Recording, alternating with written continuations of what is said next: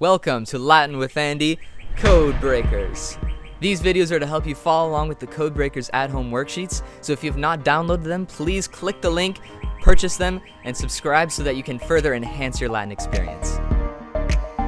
Today we're going to be talking about indirect objects. Now it's time for a little bit of vocab review. Let's look at a couple words and see ways that we could remember them. The first word is porta, portae, which means gate. My favorite way to remember this word is to think of a portal, which is like a gate into another realm. Our next word is nauta, nautae, sailor. If you've ever heard the word nautical, which has to do with sailors and ships and seas, then you'll be able to remember that nauta means sailor. Write these words down on flashcards and practice memorizing them. Remember those, brothers? The DO and the IO, direct object, indirect object? And you also remember that indirect object is kind of a clingy brother. There is no chance that the indirect object can show up without the direct object already being there. Now, the direct object, he can stand on his own. He's a little more independent, so you might see a direct object without an indirect object. When it comes to indirect objects, though, you will never see it without the direct object. And when there's an indirect object, there's always going to be three different nouns. There's going to be the actor, or the subject, right? Then there's going to be the acted on, which is the direct object. And then there's going to be the acted to or for, which is the indirect object, the one indirectly receiving the action. So if I were to say, my sister sent me a letter. Now, is she sending me? No, she's not sending me, she's sending the letter, right? I'm indirectly receiving the action, whereas the letter is directly receiving the action of the sending.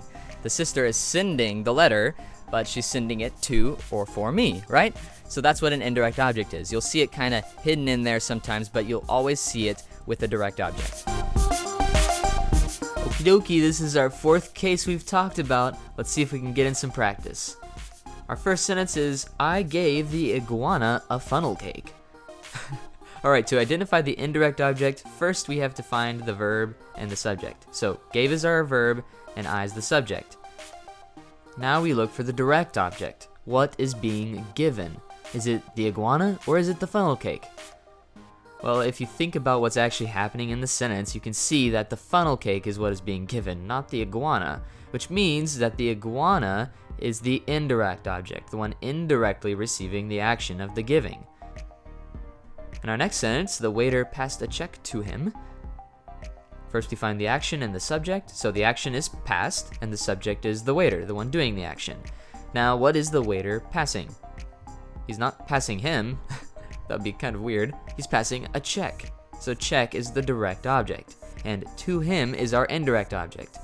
This does look like a prepositional phrase, and in English we might consider it a prepositional phrase, but this is one way that we can translate the dative or the indirect object, to him. We could also say this sentence as, the waiter passed him a check, and that would be considered an indirect object. Awesome work, Codebreakers. Review your vocabulary cards, practice declining a noun, and don't forget that indirect objects can't exist without their brother, the direct object. Catch you later, Codebreakers.